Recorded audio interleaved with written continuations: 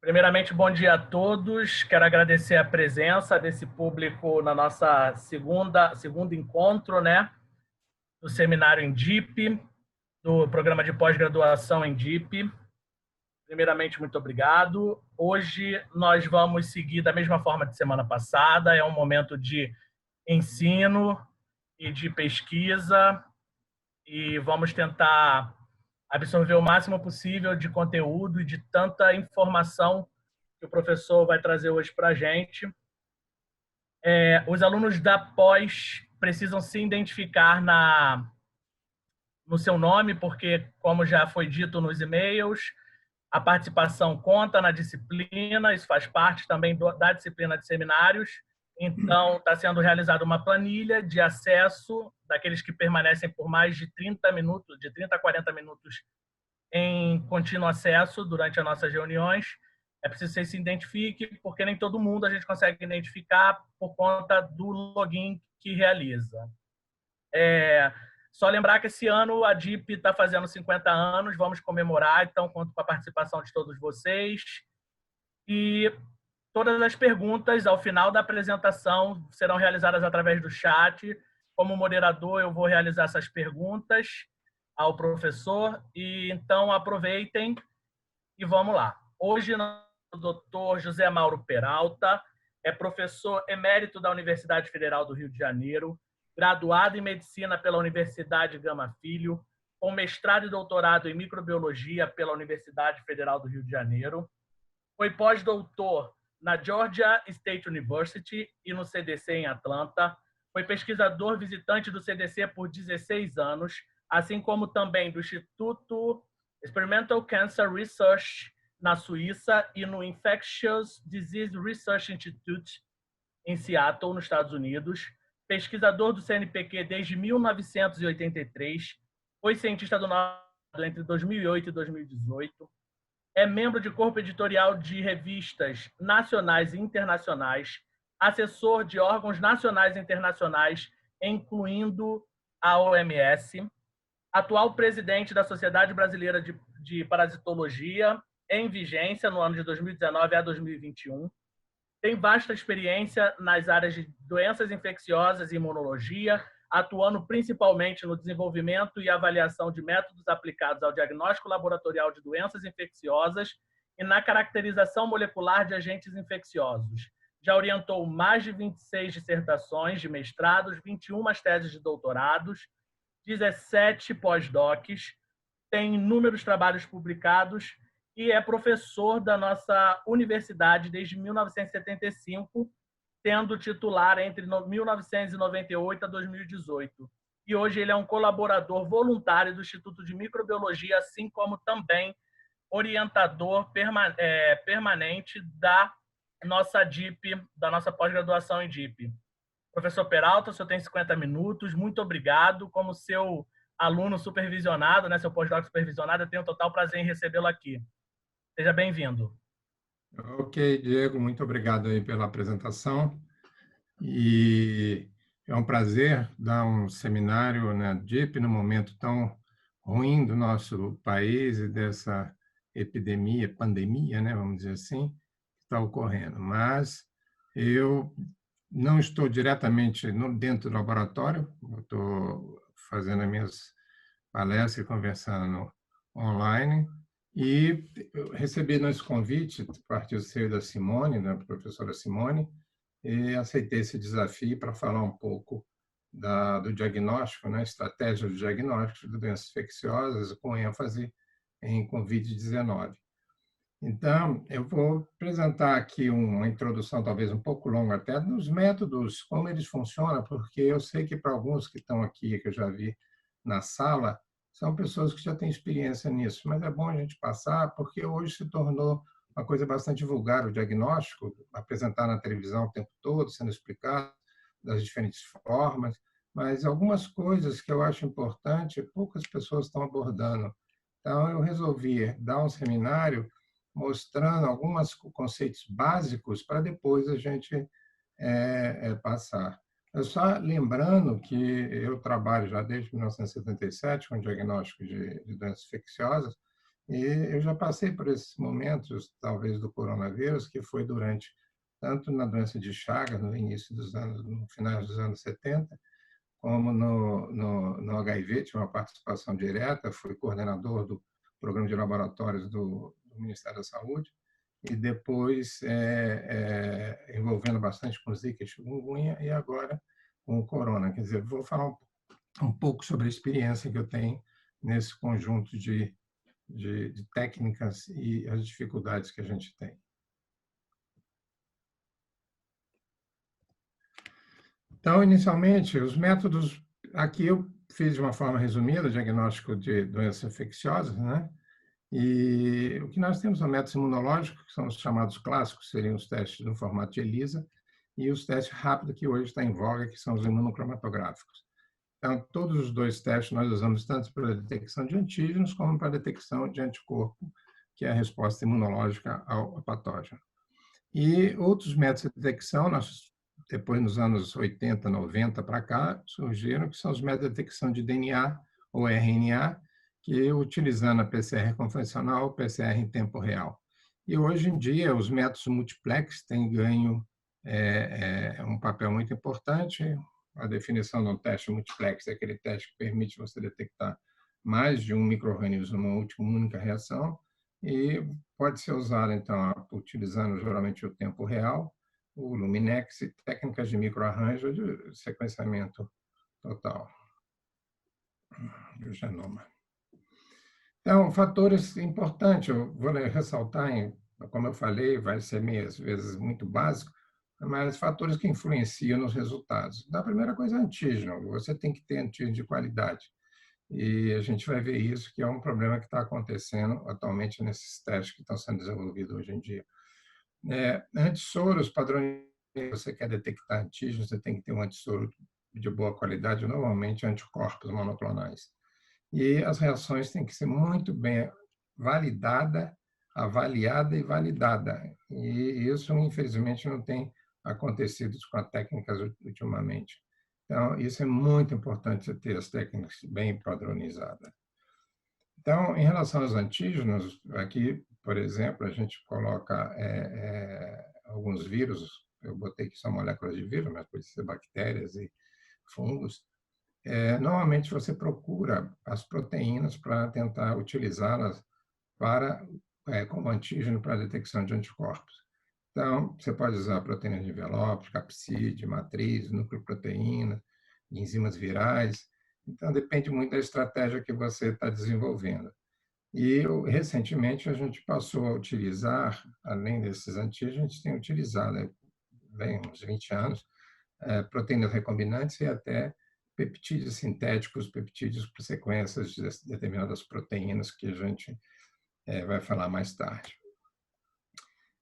Os fatores que influenciam também no teste você sempre tem que avaliar, determinar uma sensibilidade e especificidade. Em alguns casos, valor preditivo ajuda, mas a sensibilidade e especificidade que é o mais importante a gente ter sempre determinado. Então, a sensibilidade, vocês sabem muito bem, é a percentagem de resultado positivo numa população comprovadamente doente, e a especificidade é a percentagem de resultados negativos dado pelo teste em indivíduos que não têm a doença. Então, no caso da Covid, por exemplo, o pessoal tem usado soros ou estocados de épocas antes da epidemia. Nós usamos a mesma estratégia para Zika e chikungunya.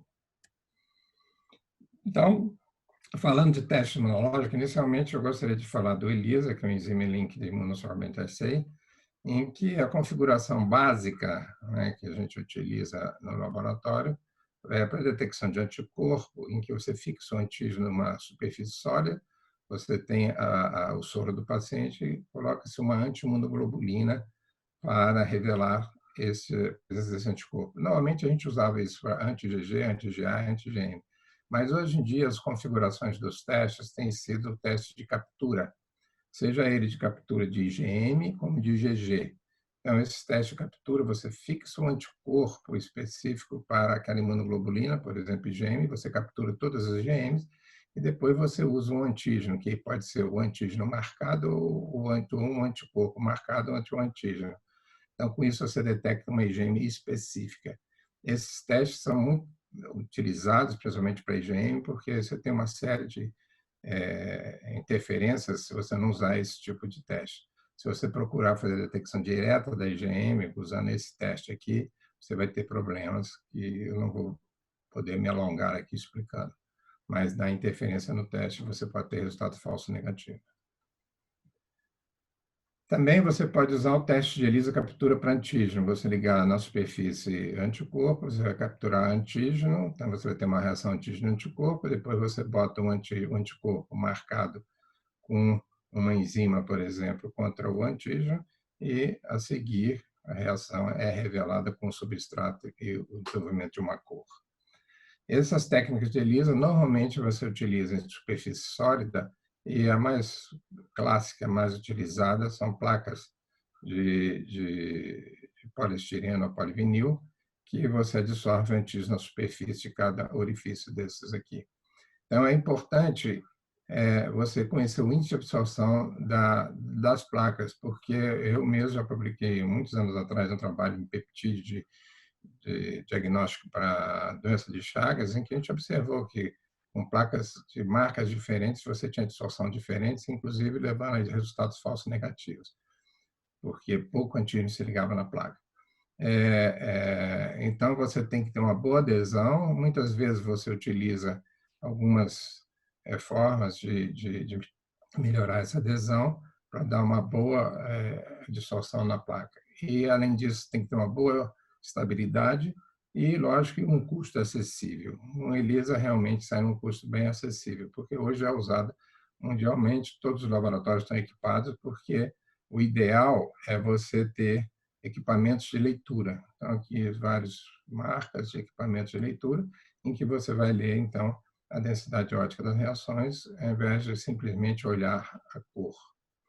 Então, esse teste tem a grande vantagem que ele pode ser automatizado. Então, hoje, isso aqui é uma foto de um laboratório, em que todo o laboratório praticamente é de máquinas. E os testes de ELISA atuais, você coloca o soro numa cavidade e esse soro é processado em todo por um robô e você, no final, só tem a fitinha com o resultado do teste. Então, para que você faça essa automação, é lógico, você tem que ter um trabalho de padronização e avaliação muito bem feito para que esse teste tenha uma validade confiável. O que se questiona, e aí eu depois vou falar agora do teste de imunocromatográfico, é que você precisa retirar o sangue do paciente para fazer esses testes. Mas hoje, numa rotina de hospital, você retira para fazer as provas bioquímicas, então eu não vejo isso como um problema sério. Eu não vejo a necessidade de você ter que fazer o teste rápido, que nós vamos discutir mais tarde, que tem muito mais baixa sensibilidade e especificidade do que os ELISAs bem padronizados.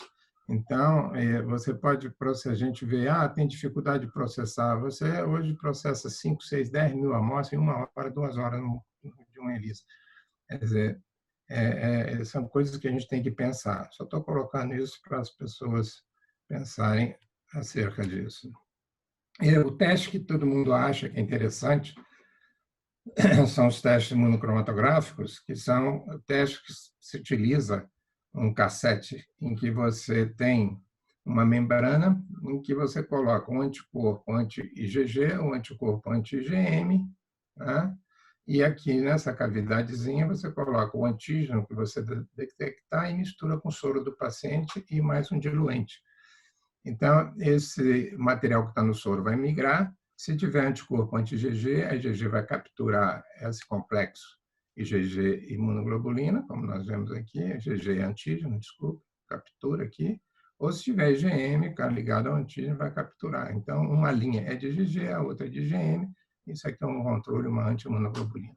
Então, isso é o teste imunocromatográfico. Esse teste, chamado Point of Care, ganhou um espaço muito grande nos últimos anos em diversas infecções.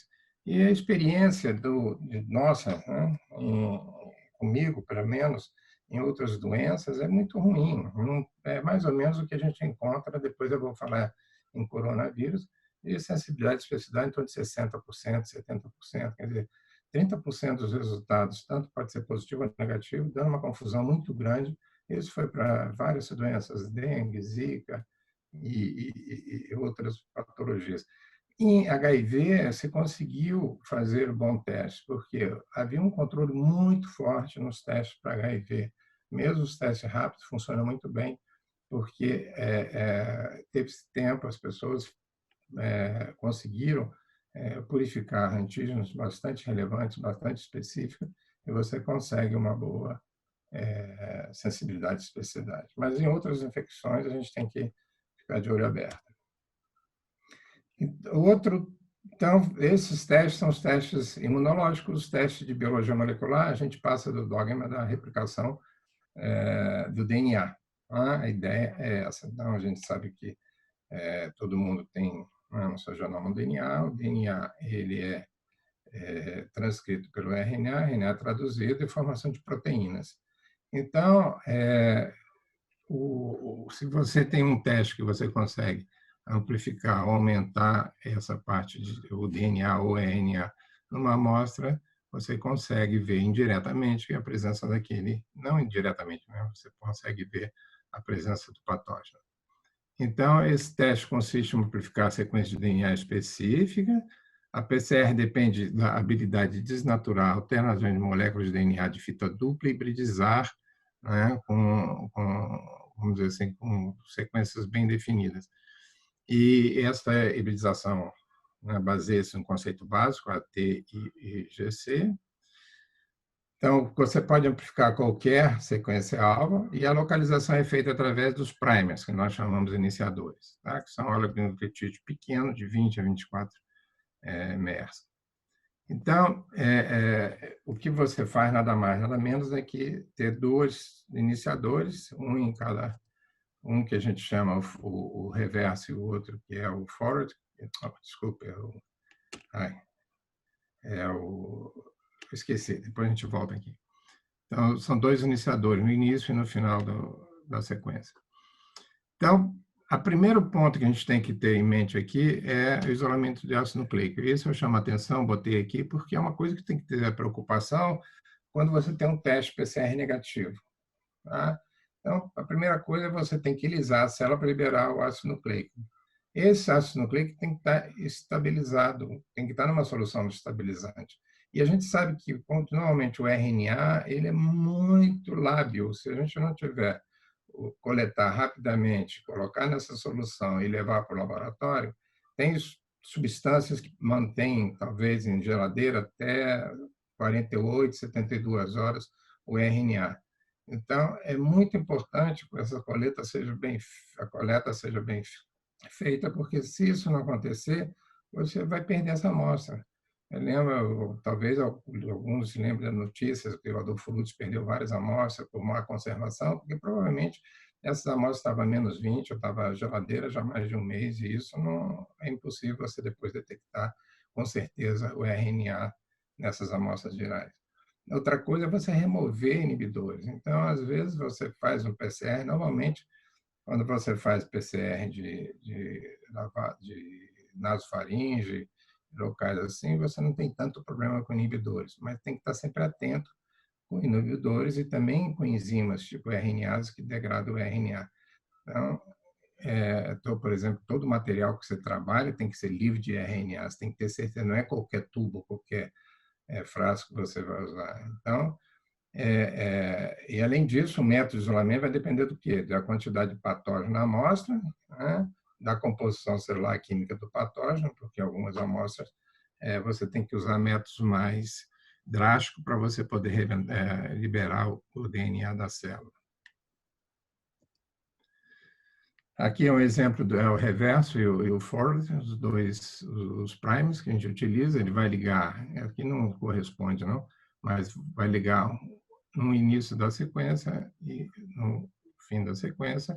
Então, você terá esse fragmento aqui amplificado, esse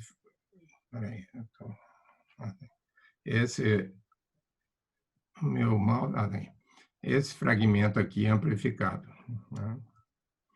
Então, a reação de DNA, só para vocês terem uma ideia, você tem um DNA, vai ter que ter a polimerase, que é a enzima que vai fazer a síntese desse DNA, a cadeia dupla do DNA, os primers, iniciadores, os DNP, os nucleotídeos, né, e um tampão para a reação. Então, tudo isso aqui tem que estar muito bem feito numa área separada e com cuidado para evitar cross-contamination, quer dizer, contaminação de uma amostra positiva em cima de uma amostra negativa.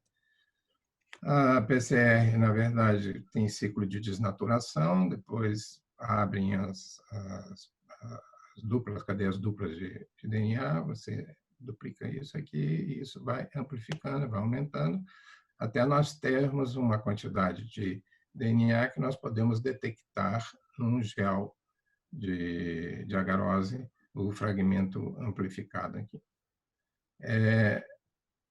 Outra variação que está sendo utilizada agora é a PCR em tempo real, em que você também usa os dois primers, que são específicos para o vírus, ou a bactéria, o fragmento de DNA que a gente está pesquisando, e tem mais uma vantagem que se torna essa técnica mais específica e permite você fazer uma leitura, uma realização mais rápida, e não precisa de fazer o gel. Nós podemos colocar uma sonda.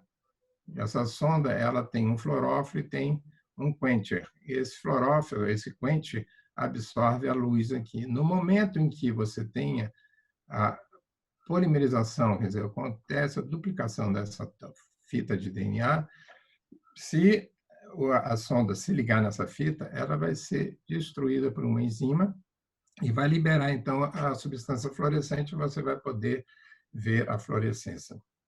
Isso é dado, então, em termos de leituras, tipo essa aqui de curvas, né, em que você vai ter amostras que vão ter, por exemplo, 16 ciclos para amplificar, outras 24, por aí. E você tem, então, a partir de uma molécula de DNA, você vai ter bilhões de moléculas de DNA. Isso também pode ser usado, esse PCR, como quantitativo, né, em que quanto mais próxima ou menos ciclos ocorrerem para a amplificação, nós teríamos uma maior quantidade de DNA, maior quantidade, teoricamente, de micro-organismos naquela amostra. E quanto mais... Agora, temos que levar sempre em conta que depende muito da sua técnica de extração. Então, é sempre, para se fazer uma PCR quantitativa, você tem que ter padrões, você tem que ter como realmente determinar a tua concentração de DNA, quanto você tem específico, você tem que ter o que a gente chama de controles internos, que permite você fazer uma curva para você poder analisar a concentração. E, como eu falei, pode variar muito de acordo com o método de extração que você utiliza.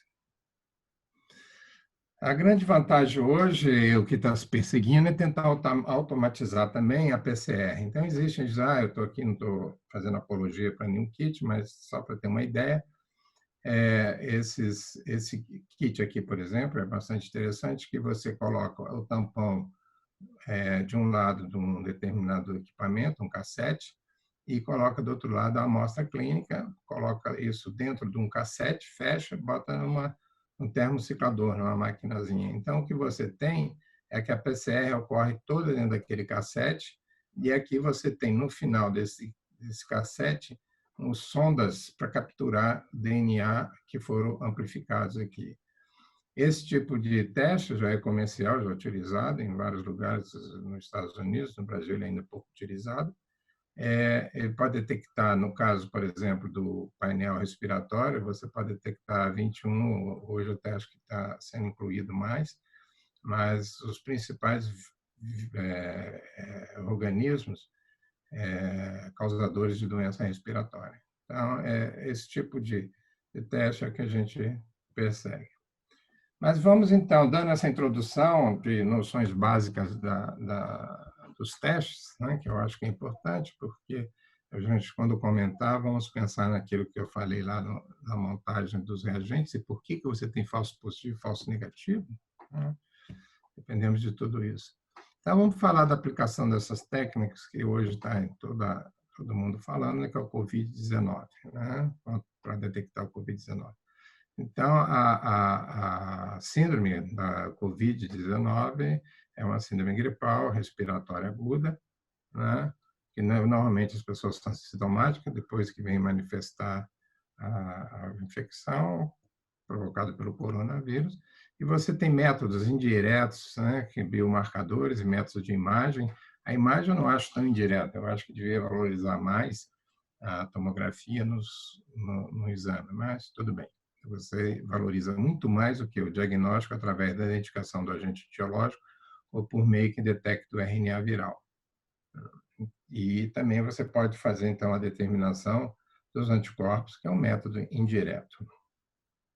Então, aqui só para ilustrar, esse é o vírus, né, a partícula viral, e aberto essa partícula viral, o que você tem são proteínas de envelope, proteína de membrana, proteína do nucleocapsídeo, né?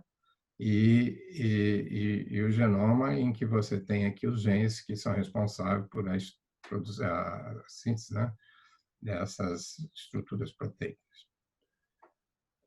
Então, quando nós falamos em diagnóstico, todo mundo tem ouvido falar, nós temos o método que é o Lateral Flow Assay, que na verdade é o monocromatográfico, o ELISA, tanto usando enzimas como também usando substâncias quimiluminescentes. O princípio é o mesmo, só que usa. E esses métodos permitem você detectar tanto IgM, como IgG, como IgA, como também você pode detectar os anticorpos totais. Isso eu já falei no slide lá anterior, tanto o ELISA quanto o monocromatográfico permite eu detectar esses anticorpos. Com relação aos antígenos, que é importante aqui, diversos fabricantes, a gente não sabe o que tem nesses kits que estão sendo aprovados. Alguns falam, outros não. Então, a gente fica com dúvida qual a proteína, o que ele está sendo, se é proteína, se é peptídeo, o que está sendo usado. Inclusive, alguns kits que saíram no início não era nem para o CONV2, né? Você fazia, as pessoas já tinham proteínas sintetizadas no laboratório, como dá 70% a 80% de reação cruzada entre o SARS-CoV e o SARS-CoV-2, começou-se a usar, então, essas proteínas. E isso também criou um certo problema. Mas, hoje em dia, a maioria do pessoal tem procurado, né, proteínas, tanto da spike proteína, que é o S1 e S2, o receptor binding, só o domínio do receptor binding do vírus aqui, e nucleocapsídeo. O que está se usando mais hoje, acham que é mais específico, é usar essa proteína. Aqui está a proteína toda, né, o receptor de ligação na célula, e você pega, então, eu estou aqui com as pessoas na minha frente aqui, não estou conseguindo enxergar, mas, na verdade, você pega esse domínio aqui e prepara o antígeno a partir desse domínio. Então, está aqui nesse slide, então nós temos o receptor binding protein, tem as proteínas ribonuclear, né? Você pode usar diferentes tipos de sistema de expressão dessas proteínas, e é isso que os pesquisadores estão tentando hoje, cada vez mais, para resolver o problema de reação cruzada, falso negativo, falso positivo, e esses problemas que surgem. Aqui eu só quero chamar, eu gostei desse slide, eu peguei de uma apresentação, não é para o CONV2, mas é uma proteína, tá vendo aqui, a proteína de ligação, tá? Em que, se você pega a proteína total, quando você bota num suporte sólido, essa proteína pode sofrer conformações diferentes. Então, por exemplo, epítopos que poderiam ser importantes, por exemplo, esse aqui que estava exposto, ele passa a ficar interno. Então, você tem dificuldade de usar essas proteínas. E mesmo quando você prepara peptídeos, né, para utilizar em testes, você tem que ter também mais ou menos como aquele peptídeo está dentro da molécula. Então, você faz estudos hoje de como esse peptídeo. Não adianta você desenhar um peptídeo linear se for um peptídeo que está mais ou menos curvo, né? Então, você vai ter que, o que a gente chama, ligar pontes e fazer com que esse peptídeo modifique um pouco a sua conformação. Então, não é simplesmente fazer uma molécula, desenhar e utilizar. Você tem que ter ideias como essas moléculas vão se fixar, como essas moléculas vão estar apresentadas no teu teste. Voltando aqui na realização do teste, vocês já estão cansados de ver isso aqui, é uma teoria, uma coisa já determinada há muito tempo, mas que chama atenção tanto no chikungunya e no Zika, a gente tem o mesmo problema. Vamos falar aqui daqui a pouco. Inicialmente, a RT-PCR é tida como a técnica que você deve fazer, porque é quando o indivíduo tem uma carga viral que dura mais ou menos até 12 dias, mais ou menos, você pode detectar. Né? Em Zika, a gente tem paciente que já detectou até 280 dias. Então, depois a gente vai conversar sobre isso. Você tem casos em que você pode usar teste de antígeno, que está sendo pouco utilizado. Eu também, até agora, não entendi muito bem. Os testes de antígeno, que era bastante utilizado em dengue, e está pouco utilizado agora na Covid. Então, são testes que também, mais ou menos, ao mesmo tempo em que a PCR detecta. Então, em HIV também se usa bastante, né, teste de antígeno, mas ele é limitado até o 15º dia, mais ou menos. E os testes que hoje está todo mundo conversando, muito tradicionais, são os testes de detecção de IgG e IgM, que faz sorologia, mas na verdade não é sorologia, você pode detectar isso em qualquer fluido orgânico, né? De fezes até em diferentes fluidos orgânicos. Então, tradicionalmente chama sorologia, mas na verdade são testes imunológicos para a detecção de anticorpos. Eu prefiro sempre chamar assim. E esse teste, então, se conhece muito bem que a resposta primária de uma infecção é a produção de IgM. E hoje também você usa a IgA como marcador também de infecção primária inicial. Tá? Então, nós temos essas infecções, né, para esses testes para detecção tanto de IgG quanto de IgM. Entretanto, nós vamos ver daqui a pouco, a resposta IgG e IgM, a gente viu isso também tanto em Zika como em chikungunya, ela não se comporta tanto assim, tem uma IgM, depois vem a IgG. A IgG já pode vir já nos primeiros dias. Então, é sempre importante detectar sempre IgG e IgM em qualquer um desses testes que a gente vai aplicar aqui para frente.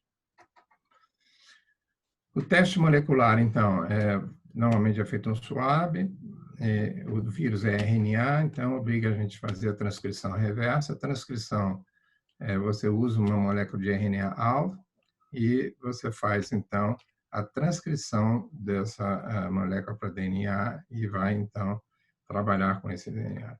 Então, aqui eu quero chamar a atenção a esses dois últimos, uso de ponteiras e plástico com garantia de serem livres de RNase e DNase, e armazene o RNA a menos 70, menos 85 graus. Então, essa preocupação a gente tem que ter no laboratório, senão você vai aumentar muito o número de falsos positivos no seu teste, falsos negativos nos seus testes.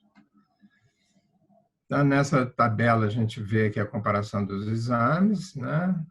Que nós já sabemos, o PCR tem uma maior eficácia nos primeiros dias, o sorológico já mais adiante, depois do 15º, 12º, 15º dia, mas lógico que ele é um teste de ajuda para com o PCR, em alguns casos, porque você nunca sabe quando o indivíduo, você baseia muito, isso a gente viu muito também no Zika e chikungunya, o relato do paciente, eu comecei a ter sintoma há 5 dias atrás, mas na verdade já tinha alguma coisa 10, 15 dias atrás. Então, esse tempo de definição do que é a doença, onde quando começou, a gente nunca tem certeza.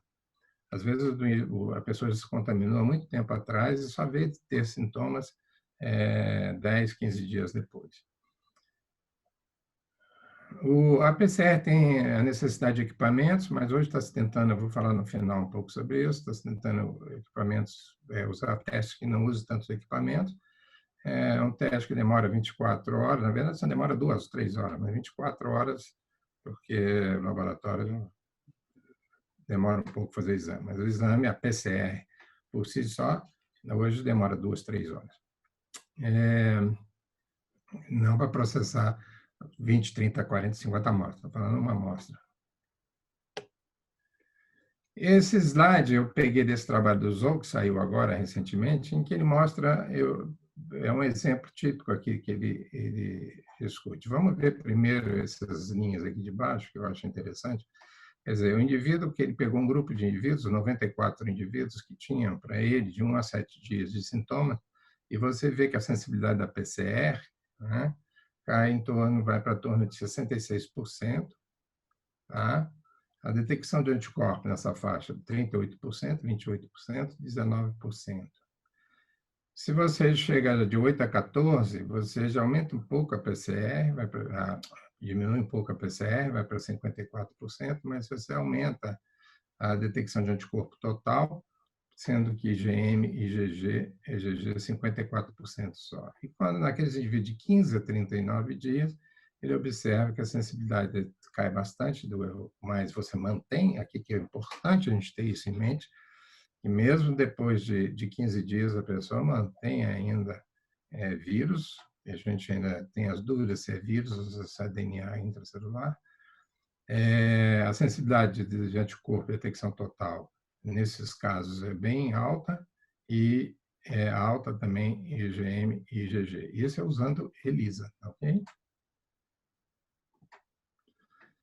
Nesse gráfico, ele mostra também que você tem em azul indivíduos que são PCR negativo e indivíduos que são PCR positivo, você vendo que esse indivíduo PCR positivo permanece muito depois dos 20 dias, quer dizer, você liberando o indivíduo com 14 dias, você vê aqui, olha, quantidade de indivíduos ainda que representam o PCR positivo depois desse período. Aqui é a mesma coisa, ele demonstrando isso, que você utilizando a PCR, essa linha preta aqui, você tem a detecta praticamente quase 100% e vai caindo, e a IgM começa, e isso que é interessante, a IgM se mantém por bastante tempo, e a IgG, você teoricamente mantém ela por toda a fase.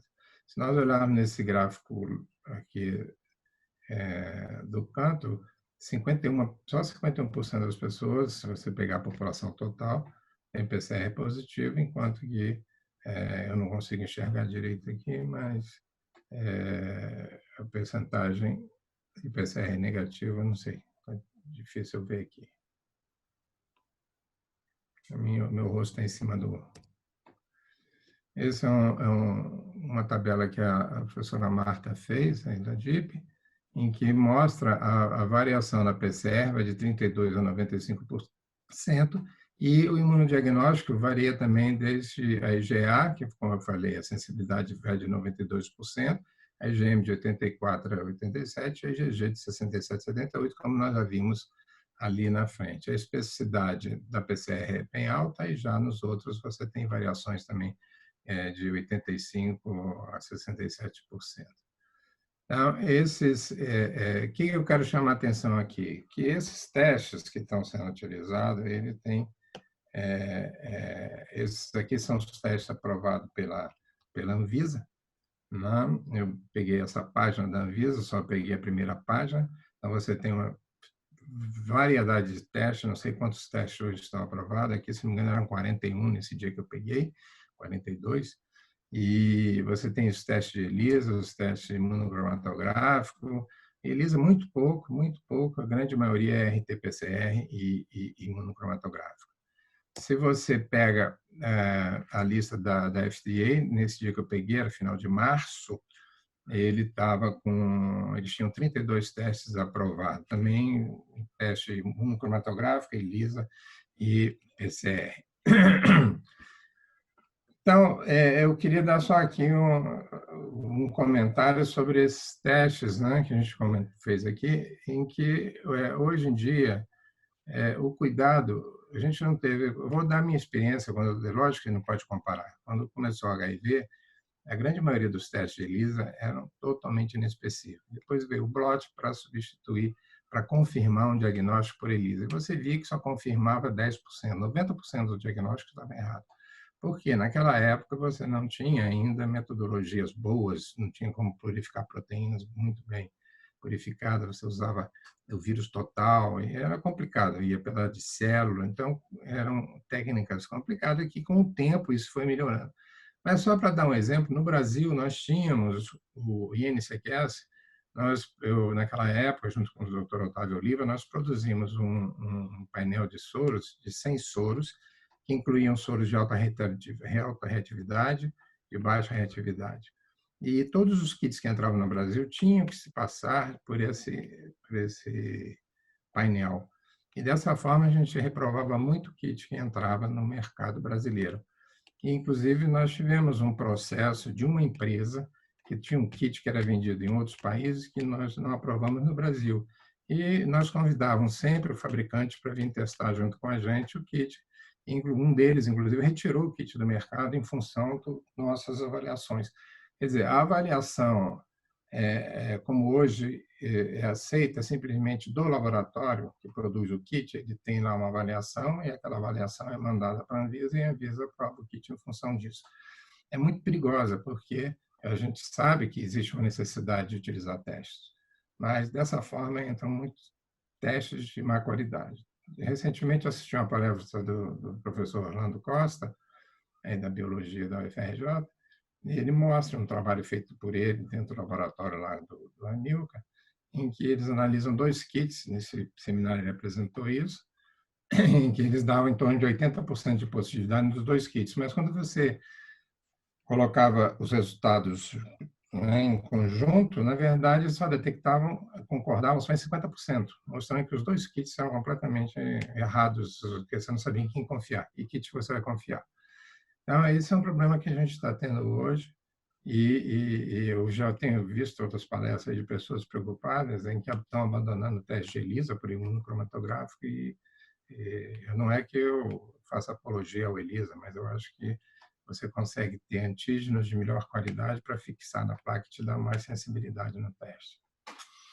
Então, tem um consenso que, por várias entidades americanas, a WHO, pela Sociedade Americana de Microbiologia, FDA, e a ECLA, e que eles dizem o seguinte: o teste que eu acho que é interessante, que é o perfeito, o teste sorológico até hoje, ele só serve para te dar um estudo epidemiológico. Apesar de eu ter minhas dúvidas, às vezes pode dar problema, mas tudo bem. Como a epidemia está alta, você tem um valor preditivo positivo alto. Então, você pode usar ele para fazer estudo da soroprevalência, mas com reserva. E tentar facilitar o contato tracing. Quer dizer, você vai perder muito, porque dá muito falso negativo, 30%, 40% de falso negativo, quer dizer, você vai perder o contato, você não pode confiar no teste. A identificação de potencial, né, doadores de plasma para tratamento, você também estudar, né, quando começar a utilizar a vacina, a resposta imune, e o potencial diagnóstico usando com a RT-PCR negativa, porque normalmente no laboratório, quando a gente tinha essa discordância, a gente repetia a PCR, repetia o diagnóstico, a sorologia mais adiante, quer dizer, então você tem orientação. Com essa testagem geral que se faz na população, você perde um pouco desse momento, quer dizer, teoricamente você teria que fazer repetições desses testes para você ter uma confirmação. As recomendações contra, que não é boa, né? Diagnosticar fase aguda com sorologia, isso não é com teste imunológico, não deve se fazer. Determinar se o paciente está ou não protegido, também é uma coisa que hoje não se recomenda isso.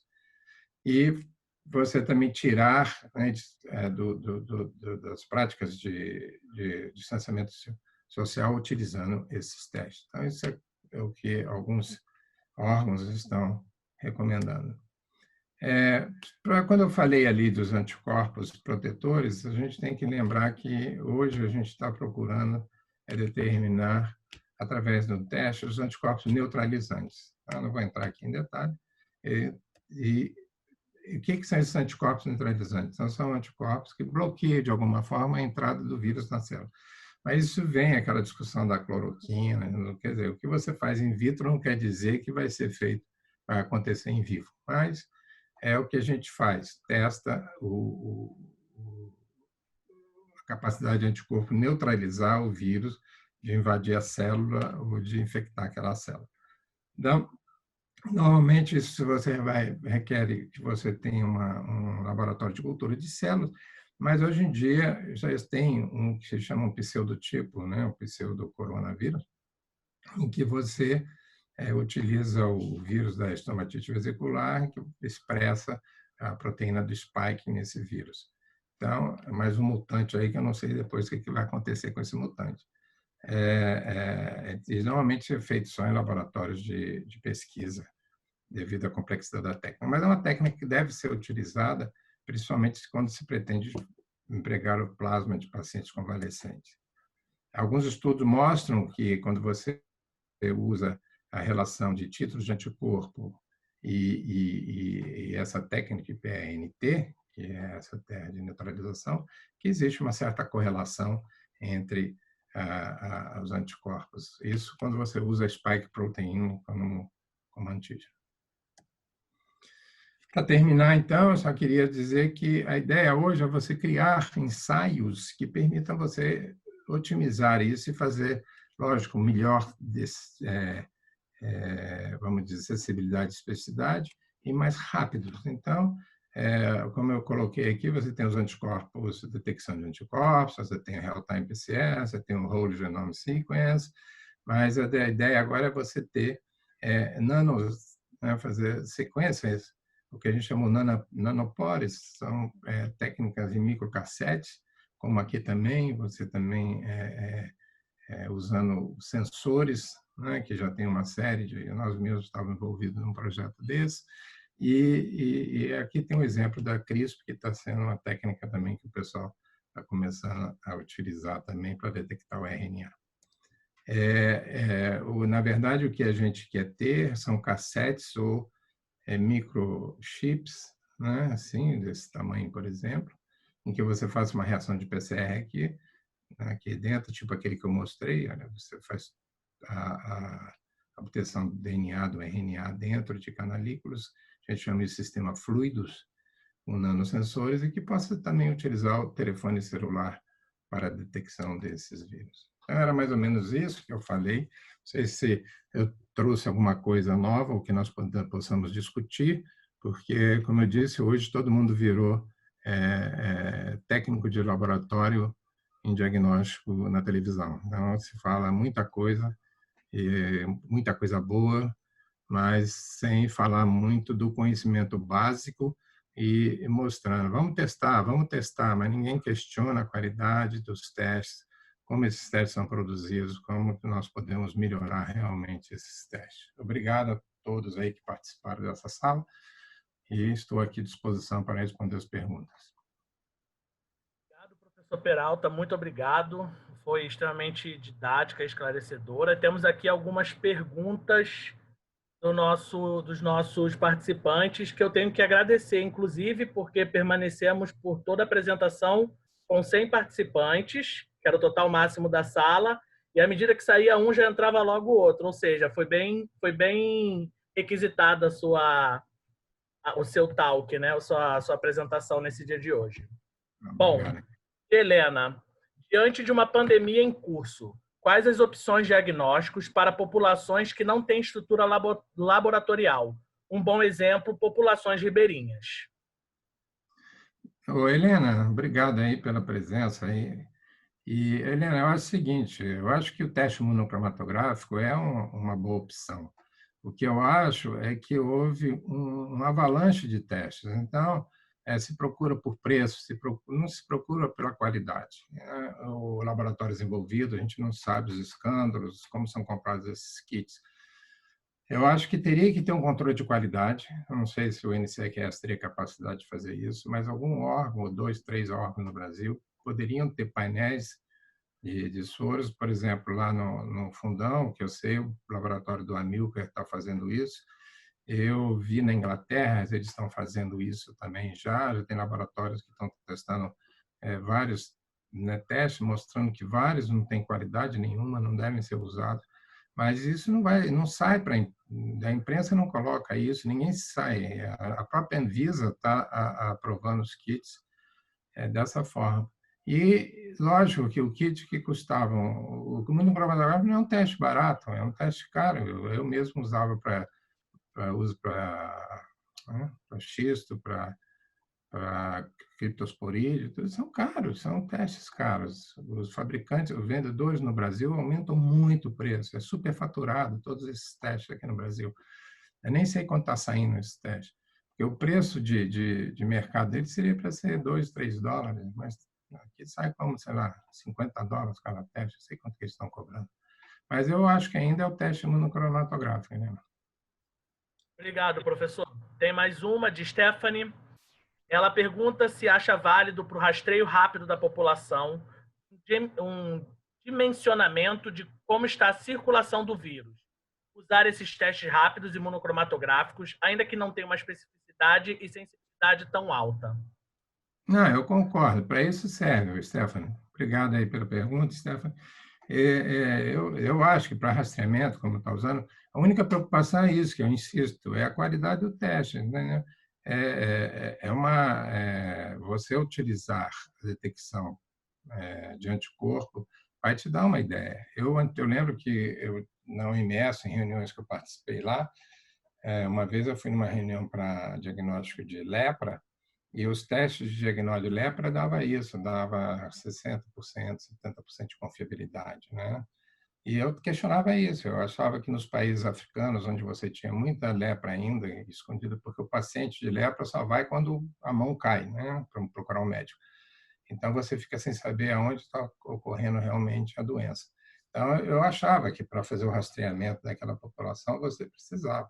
Agora, cada situação é uma situação. No HIV você não podia fazer isso, porque o HIV no início, você é jovem, não lembra disso, mas no começo, quando você soltava um resultado positivo, tinha gente que suicidava, né? Então, você não podia ter um teste falso positivo, falso negativo. E o falso negativo era problemático que esse indivíduo ia doar sangue e transmitir. Então, cada situação é uma situação. Eu acho que para estudo epidemiológico, eu não podia, para HIV, por exemplo, fazer um rastreamento desse, um teste que dava. Nós obrigávamos que o teste tinha que ter 99% de sensibilidade e 99% de especificidade. Então, aqui, para diagnóstico, você tem que ter isso. Você tem que ter um teste com 99% de sensibilidade e 99% de especificidade, para diagnóstico. Agora, para fazer rastreamento epidemiológico, numa pan-epidemia, num número, como eu falei, o valor preditivo positivo do teste fica alto, aí não tem problema. Obrigado, professor. Tem mais algumas perguntas.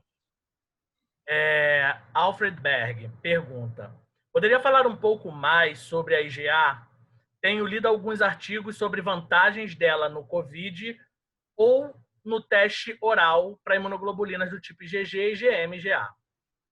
A IgA, esse é o grande tchan. Não é só, no caso aí, você está procurando mais porque você tem uma infecção de mucosa, você teoricamente teria bastante produção de anticorpo IgA, né, na mucosa. Vocês sabem isso, que já é produzido em mucosa.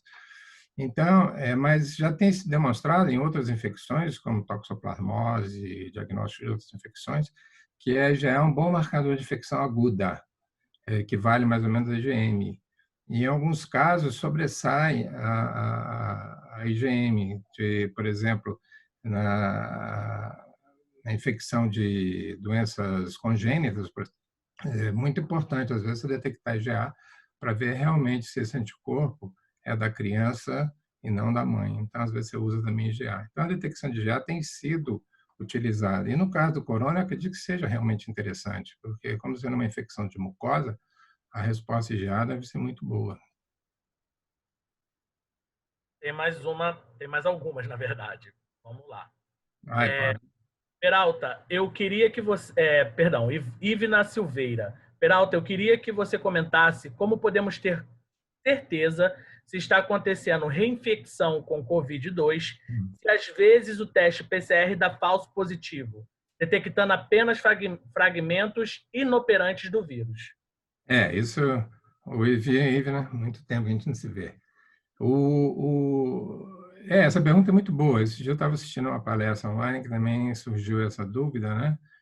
Porque é difícil, até em doença de Chagas já aconteceu isso, se questionar se você tinha um parasita mesmo quando você fazia PCR, você não é o DNA que se integrou na célula, por exemplo, e tá produzindo, aquilo ali ficou integrado na célula, você fica detectando muito tempo. Em xisto, a gente questiona a mesma coisa também, entendeu? Até que ponto você, num granuloma, você não tem a presença do DNA, fique ali por muito tempo, e você fazendo a PCR não indica uma infecção. Então, algumas pessoas sempre questionam que você tem que achar o micro-organismo, né? Como resolver isso? Eu também não sei, teria que fazer isolamento. Parece que alguns grupos já estão fazendo isso, né? Mesmo aí no fundão, parece que a Luciana, a Costa, o pessoal já está fazendo alguma coisa.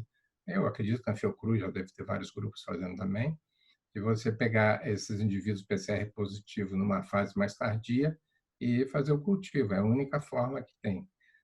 Outra coisa que está se tentando ver também é isso, a sorologia. Você faz a sorologia, ela cai e depois você tem um pico de subida. Quer dizer, se você tiver isso, provavelmente você pode estar tendo uma infecção nova ou uma reinfecção. Uma reinfecção ou vamos dizer assim, um ressurgimento da infecção que já estava provavelmente. Isso a gente vai só saber com o tempo, né? Agora, eu acho que o melhor que tem no momento é isso, é pegar esses pacientes, lógico que você não vai fazer num grupo grande, mas pegar alguns pacientes que estão dando PCR positivo e fazer culturas e ver se consegue isolar o vírus. Se tiver sorte, eu não sei como o corona se isola. Nossa experiência no laboratório, com Zika a gente não consegue isolar. O Zika é uma desgraça. A Zika você consegue, às vezes, ter o vírus em uma ou duas passagens, o que não significa que seja uma passagem. Na verdade, é alguma coisa que ficou ali na célula, não quer dizer que aquele vírus está replicando. É muito difícil. O chikungunya não tem problema, a gente consegue cultivar bem. Eu não sei como corona, o isolamento de corona de material clínico. Leila Campos. Peralta, você tem algum conhecimento sobre RT-LAMP, Reverse Transcription Loop Mediated Endothermal Amplification? Esta técnica foi apresentada para a Zika. Para o corona, tem apenas um trabalho de um chinês, um preprint. Tudo bem, Leila. É o seguinte, Leila, é lógico que a gente está à procura sempre técnicas que possa trabalhar em campo, como a Helena comentou lá, né? Como é que poderia ser? O LAMP é uma técnica que todo mundo tenta, mas nunca ficou muito difundida. É interessante isso. Aqueles que não estão familiarizados com o LAMP é uma técnica que você usa uma enzima que você pode fazer uma PCR, temperatura ambiente, você sem muito material, e você pode utilizar um revelador, que no caso é um intercalador de DNA, em que você vê uma fluorescência, pode ver a fluorescência, hoje até tem alguns que estão desenvolvendo com cores, ou até por turvação do DNA, quando você amplifica, chega a ficar turvo líquido, seria leituras visuais, você não precisaria de nenhum equipamento, só um banho-maria 37 graus. Quer dizer, então, é uma técnica que é bastante, como você disse, eu também só conheço um trabalho de RT-PCR, de PCR do LAMP na literatura para corona. Existe para várias outras doenças, mas nunca de uso de campo assim numa quantidade muito grande. Nunca, não conheço não. Agora, como eu falei no final da minha apresentação, existe hoje, eu acho que além dos biochips, que eu acho que funcionam, mas também precisa de padronização. Você usar pequenos chips, por exemplo, você hoje através da física você consegue ter usando o sistema óptico ou outros sistemas, ver a ligação de sondas capturando RNA e você vai ver desvio de luz, vai ver outras coisas que você pode usar o próprio telefone celular. Isso que está sendo implementado muito. Eu acredito que nos próximos 5 anos deve estar já sendo usado no mundo inteiro. Professor, bastantes elogios. Alfred Berg agradece pela resposta e concorda com a resposta e a posição do senhor. Agradece pela temática, foi bem abordada, nunca tinha visto desta forma. E Cristiane Raparini tem uma pergunta. No caso de IgM ou IgA positivo, considerar que uma pessoa assintomática deve ficar em isolamento por poder se tratar de infecção recente? Aí eu não faço a clínica. Semana que vem a doutora Marta vai falar, você faz a pergunta para ela. Mas é muito difícil. Eu não trabalho. Hoje em dia, eu, eu acho muito difícil saber o que fazer. Até eu achei interessante o novo secretário Ferri, que é colega nosso. Ele fez uma declaração que eu concordo em parte, que você tem que se preocupar com pegar as pessoas, não como estão, vai para casa, não. Tentar tratar rapidamente o indivíduo no início, para evitar que esse indivíduo chegue, vai para casa e depois volta já para entrar na UTI. Quer dizer, você diminui a UTI através de um tratamento mais conservador e, às vezes, na clínica, né? É muito difícil definir isso. Eu realmente eu não tenho experiência, não faço clínica, não tenho experiência. Obrigado, professor. O senhor tem ainda A mais 5 Marta, minutos? só um minuto. A doutora Marta vai falar na próxima quarta-feira? Sim, na próxima quarta-feira nós temos a Então, doutora ela vai Marta abordar, Cavalcante. ela está fazendo ambulatório desse, ela vai abordar sobre os outpacientes, são os pacientes de ambulatório. Tá? Começa essa semana a divulgação, todos estão convidados. Tem mais 5 minutinhos para algumas perguntas, que tiveram muitas perguntas. Posso fazer mais algumas, professor? Pode. Ficar aqui, eu estou aqui, estou em casa. Beatriz Melrer. Peralta, o que você acha da terapia com anticorpos que está sendo visto com otimismo? Temos ensaios somente em animais e, mesmo assim, as notícias falam em boas perspectivas. Ok, Bia, essa é uma colocação importante, que eu não sei, eu acho que tem que ser experimentada. Essa terapia já foram utilizadas, né, há mais de 100 anos, e soroterapia, né? Mas eu acredito que os anticorpos monoclonais vão surgir mais rapidamente. O pessoal está atrás dos anticorpos monoclonais que bloqueiam realmente o vírus. Quer dizer, eu acredito que a terapia agora é obter o sangue e obter esses anticorpos rapidamente. Mas eu acredito que vai ser rapidamente suplementada pelos anticorpos monoclonais, que já é uma terapia bastante estabelecida. Teve uma época que se usava muito para hepatite, né? A gente usava a soroterapia para hepatite. E naquela época eu não sabia muito sobre HIV, foi proibida por causa do HIV, né? Então, o medo dessas terapias é você tem que trabalhar muito bem com esses plasmas. Hoje a gente entende bem e consegue inativar vírus, mas você está transfundindo, né, sangue de pessoas que você não sabe muito bem como está. Mas é uma alternativa. Quais são os pacientes? Eu acho que pelo menos tem que ter um nível alto de anticorpo neutralizante. Tem que ser feito teste de anticorpo neutralizante nesses indivíduos, doadores, né? Outra pergunta da Cristiane Raparini.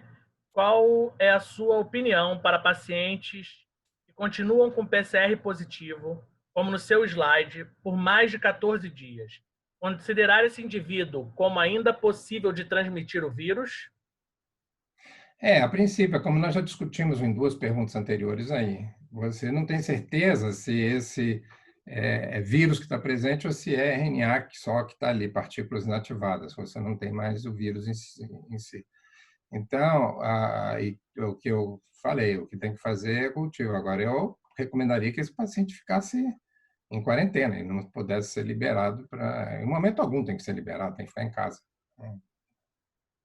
Perfeito. A Aline Caseca traz a informação de que laboratórios privados estão cobrando em torno de R$ 180 por cada reação.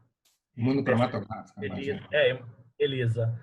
Giovanni, bom dia, Peralta. Primeiro, considerando todas as ressalvas que já conhecemos a respeito dos testes sorológicos para o uso como instrumento de sinalização para a retirada do isolamento, eles não poderiam auxiliar, juntamente com outros dados clínicos epidemiológicos, para alterar o retorno do isolamento? Aí, em seguida, ele faz uma segunda pergunta. A sorologia talvez não seria importante para compreender um pouco melhor sobre a resposta imune humoral, como, por exemplo, a temporalidade de anticorpos neutralizantes, a avidez de anticorpos e as subclasses de imunoglobulinas em populações e faixas etárias específicas. Oi, Giovanni, tudo bom? O seguinte, Giovanni, isso aí é muita pergunta e isso só o tempo que vai dizer. Eu concordo.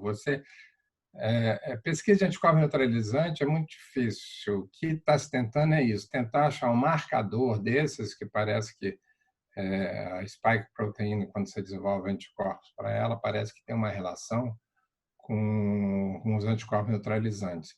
Então, agora, para liberar em função disso, eu acho muito difícil. Eu não sei. Isso aí era bom você também perguntar para a Marta na próxima. Como é que você vai fazer? Eu não tenho uma posição certa. Com relação à detecção dos anticorpos, eu acho que é questão de a gente acompanhar. E o que vai continuar a aparecer?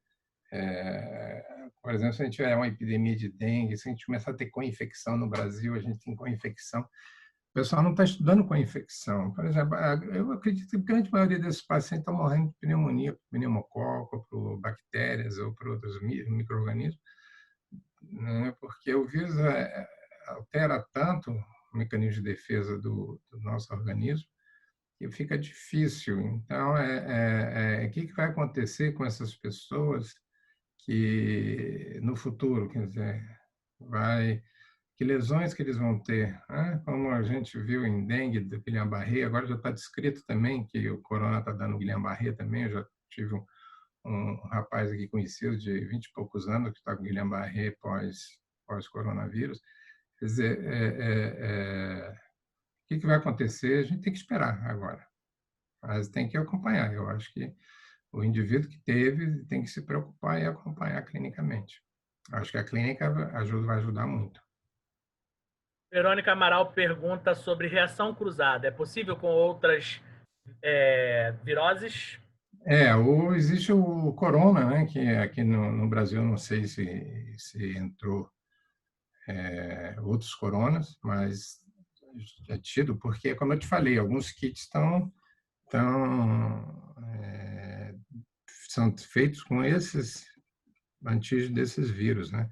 E alguns já estão dizendo que reage com dengue, outros dizem que, eu não sei bem se tem avaliações feitas, porque está todo mundo focado nisso. Você tem que ter painéis bem definidos de soro e começar a testar, né, esses painéis de soro para ver se você tem reações cruzadas com essas viroses, principalmente a que ocorre no Brasil, que é o chikungunya. O Diego sabe muito bem como é que a chikungunya age.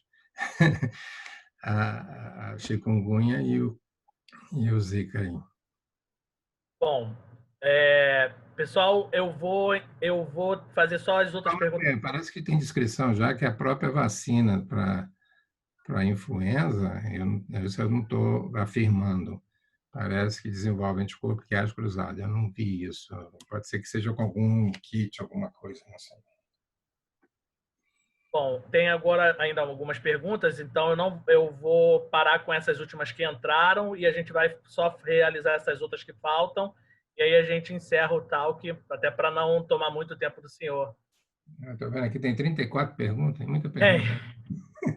Professor Peralta, professor Peralta, me chamou a atenção o trabalho de Zoe, mostrando uma sensibilidade baixa para o PCR-RT, frente aos dados que os grandes laboratórios vêm apresentando de 95% a 98%, conforme trabalhos já apresentados. Que sensibilidade acreditar? Parabéns pela aula. Edu, o que acontece é o seguinte, os PCR que estão sendo feitos nós são em pacientes, em casos, né? E na China, os caras fizeram em população. E aquela coisa que eu falei, você determinar realmente o início da doença. Quer dizer, se você vê naquele slide dele, de 1 a 7 dias, que seria talvez o ideal. Né? E eu não sei se realmente. A gente tem esse mesmo problema com Zika e chikungunya. A gente tem muitos casos clinicamente clássicos de chikungunya, aquele você vê que o indivíduo está com chikungunya e a gente faz a PCR, está negativa, depois que a gente vai pegar anticorpo nele depois. Mas a PCR, o Diego mesmo acompanhou lá no laboratório isso, né, Diego? A angústia que dá, às vezes, do pessoal da clínica, fica dizendo, não, mas isso é chikungunya. E aí você não pode notificar esse indivíduo como sendo chikungunya, teoricamente, porque só tem que ter a PCR positivo. Então, esses estudos vão variar muito por causa disso. O tempo de infecção, que não é muito bem determinado, né? O tempo de coleta de amostra, e alguns países estão fazendo só com amostras muito bem já, o indivíduo caracterizado como já, vamos dizer, clinicamente como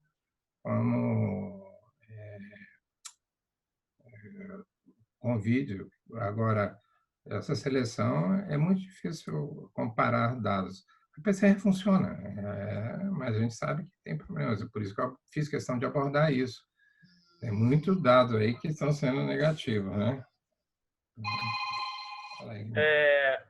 Professor Camila Kless pergunta: professor, você acha que a utilização dos testes rápidos na fase errada, entre aspas, no curso clínico da doença tem contribuído para um resultado falso negativo e, consequentemente, subnotificações? É uma pergunta difícil de responder. Subnotificação, a gente sabe, né? Já está mais do que comprovado que subnotificação é só você ver o número de registro em funerárias e o número de pacientes que são declarados, você já vê que pelo menos o dobro aí a gente já deve ter que é subnotificado. Se você basear nos testes rápidos e na PCR para ter 100% de notificação correta, eu não acredito. Né? Eu acho que é por isso que existe algum movimento. Foi qual país? Acho que é a Suécia, né? A Suécia tem um número elevado de notificação de mortes por coronavírus, porque a Suécia leva em consideração também os dados laboratoriais clínicos, como raio, né, tomografia, marcadores de inflamação, tudo isso. Quando você soma tudo, eu acho que Marta também vai discutir sobre isso, você pega marcadores inflamatórios, mais a tomografia e mais a evolução clínica do paciente, é lógico que vai ficar difícil você definir se aquilo é um influenza ou se é um Covid. Mas é problemático. Até a pneumonia, às vezes pneumocócica lá, pode levar o indivíduo a óbito, mas não é com essa característica. Né? Então, a tomografia ajuda bastante, eu acredito. A Suécia leva em consideração os dados também do paciente. Aqui no Brasil não está se levando. Bom, Silvana Alves pergunta: professor, qual é a sua expectativa como imunologista experiente na área para a obtenção de uma vacina? Ela agradece pela apresentação. Um forte abraço para ti e para a professora Lúcia. Ok, obrigado, Silvana. Ai, meu cãibra. A perspectiva de vacina é difícil a gente saber. Até hoje não tem vacina para HIV. Entendeu? A gente procurou muito, já tem quantos anos aí? Desde 1987, né, que se procura. Até hoje não encontrou. É lógico que a perspectiva para um coronavírus seja melhor. Eu acho que essa que eles estão testando agora de interferência de RNA é uma boa perspectiva. Se realmente funcionar, como eles falaram, que o trabalho foram só com 8 pacientes, eles vão estender isso para 60 pacientes, 60 indivíduos, não pacientes, 60 indivíduos para ver a produção de anticorpos. Se realmente funcionar nesses 60, é uma boa perspectiva. Porque, como eu falei, você não pode comparar o passado com o presente. Hoje você tem uma tecnologia muito mais avançada e que permite você, mas várias vacinas você não consegue fazer. Tem problemas, mas vamos ver. Vamos torcer para aparecer. Eu acho que deve acontecer em 1 ou 2 anos alguma coisa, porque tem muita gente correndo atrás disso. Bom, pessoal, só que tiveram muitas perguntas iguais. Toda quarta-feira, 11 horas, ocorrem esses encontros da DIP, do seminário de DIP. Semana que vem vai ser com a doutora Marta Cavalcante, e ela vai falar sobre a situação da clínica de pacientes não internos. Então, a gente vai ter uma explanação ao longo dessas 1 hora sobre toda a situação clínica, o que ela tem de link com o laboratório clínico mais clínica médica. Então, quem quiser pode deixar o e-mail, que eu faço as divulgações, como tenho feito toda semanalmente.